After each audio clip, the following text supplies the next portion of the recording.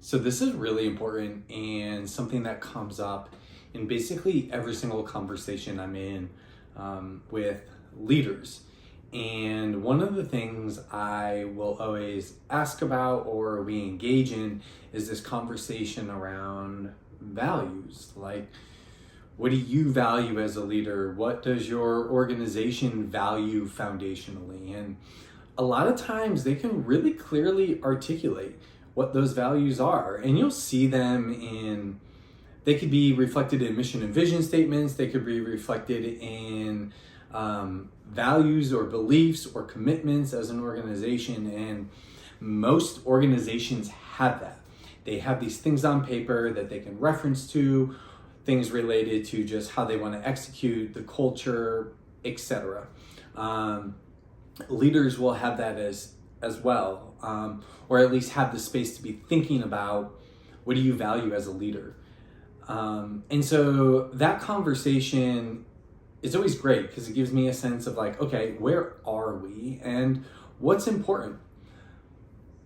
The conversation usually then turns to this conversation around systems then. So if you're saying that you value collaboration, if you say you value well-being, if you say you value belonging, if you say you value innovation, what systems then are in place in order to allow those values to live and breathe?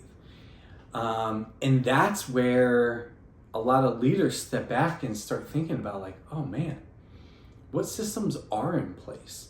How do we give those things opportunity to live and breathe? At the end of the day, that should be a through line. It should be on the individual or the organizational, like what are we valuing?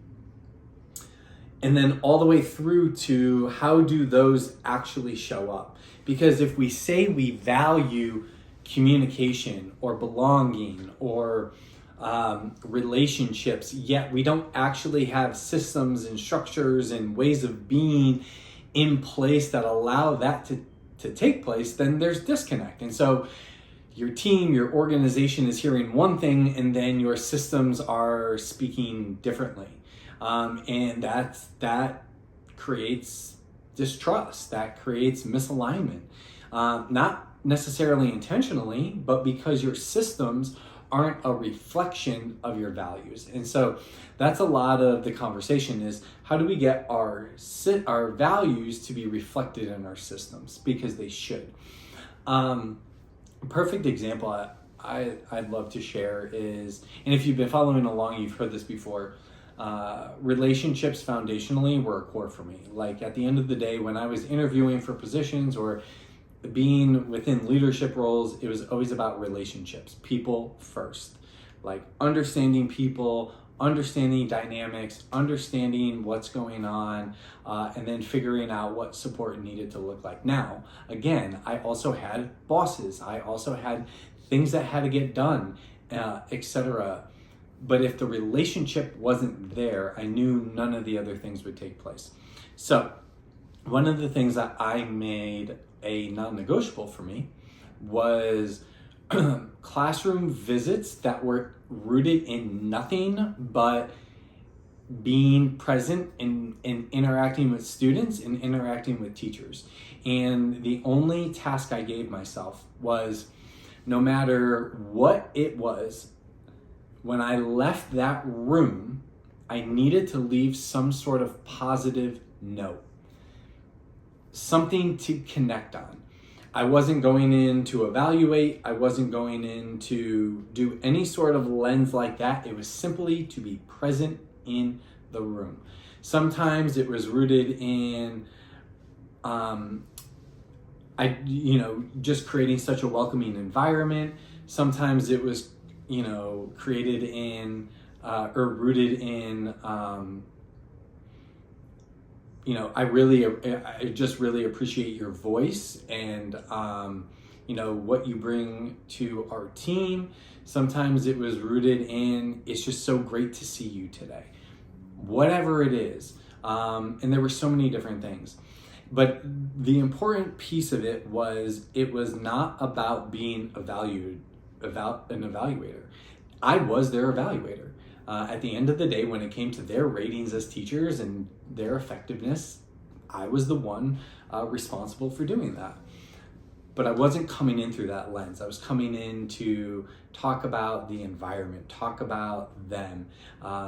Nice to see them. I hope they have a great day. I hope they had a wonderful weekend. All those different types of things. I love how much the kids care about you. Whatever it was. But that was a non-negotiable. So I share that because it was a value of mine as a leader, and I created a system that allowed that value to exist. All of a sudden, I would go into teachers' rooms, and on their whiteboards, on their bulletin boards, on their monitors, on a portion of their desk, they actually kept all of my little notes.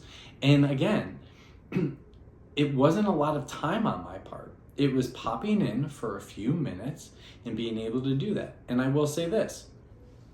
There were times that meetings got put on my calendar. Things came up that was like, oh my gosh, I need to take care of it. I had to figure out, is this something I do now? How do I move it? But I'll say this, that was such a priority that it always happened. I was always able to put a boundary up to say, nope, can't make it there. I can make it at this time because I have to do X, Y, and Z. Whatever the case may be. What that also allowed was for us to have really growing and difficult conversations. Me to them one-on-one, if things came up that we needed to navigate or wrestle with. And then two, collectively as a group, if teachers were dealing with parents and I needed to step in or be part of that process, we were able to have tough conversations.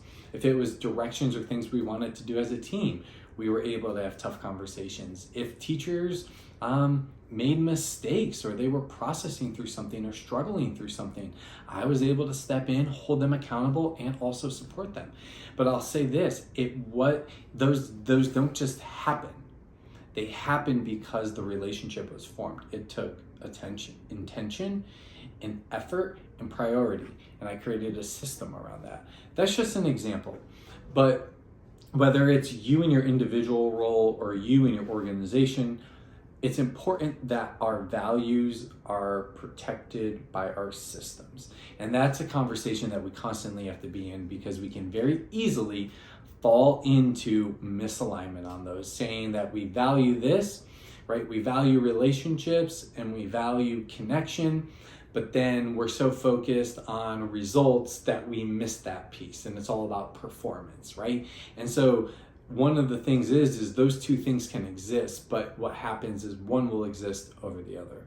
And so I just want you to be thinking about that as you go through this week, as you just think about your role, your organization, kind of the reality of just where you are in your career as well as your organization. But are your values actually prioritizing your systems? And where might they not be? Where can you bring a little bit more intention?